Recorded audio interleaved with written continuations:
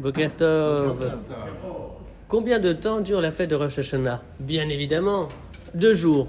Néanmoins, pour certaines halachot, pour certaines lois relatives au Yom Tov, ces 2 jours ont statut d'un seul jour. On appelle cela Yom Aroch. C'est un jour long de 48 heures. Alors, sous cette appellation de Yom Aroch, Rosh Hashanah est un jour long. Bien évidemment, il y a un certain nombre de leçons qu'il faut deviner.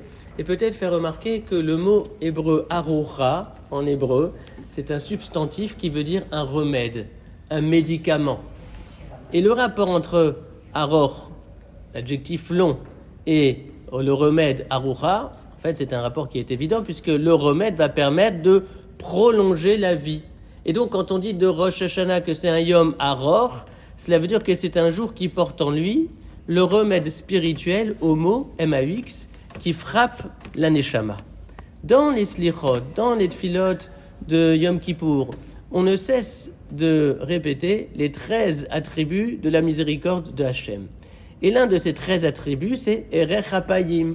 Et d'habitude, on traduit Erech HaPayim, long à la colère, comme si la colère mettait un certain temps, la colère d'Hachem mettait un certain temps à se réveiller. Et là, j'ouvre une toute petite parenthèse, car il faut bien comprendre que ce n'est pas littéralement qu'on parle de la colère de Hachem. Dieu ne se met pas en colère. La colère, c'est une émotion strictement humaine. Alors, bien évidemment, il faudrait comprendre et consacrer plusieurs cours à ce que cela signifie quand on parle de cela vis-à-vis de Dieu. Mais en tout cas, d'habitude, on traduit Erech HaPayim, long à la colère, mais en mettant en rapport Erech avec Arucha, qui veut dire remède, cela veut dire que l'un des 13 attributs de la miséricorde divine, c'est quelque chose qui a un rapport avec le fait de soigner sa colère. Il y a cette idée-là de soigner sa colère.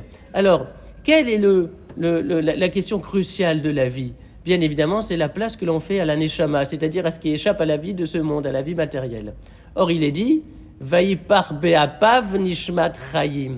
Vaïpar be'apav nishmat chayim, Akadosh Baruch Hu a créé le corps de l'homme, puis il a insufflé be'apav dans ses narines, nishmat chayim, un souffle de vie. Alors, c'est vrai que af veut dire un nez et aussi colère. Donc, en fait, quand on dit Erech HaPayim, cela veut dire que Hachem sait le chemin des narines, c'est-à-dire qu'il sait que le temps de l'inspiration peut être long. Il y a des chemins qui sont courts, il y a des chemins qui sont longs, et à Rosh Hashanah, on dispose du temps pour parcourir Erech HaPayim, toute la longueur des narines, c'est-à-dire tout le trajet, l'itinéraire de l'inspiration. Alors, bien évidemment, c'est une manière toute nouvelle de comprendre cette notion de Erech HaPayim, alors que tous nos mots M-A-U-X soient soignés.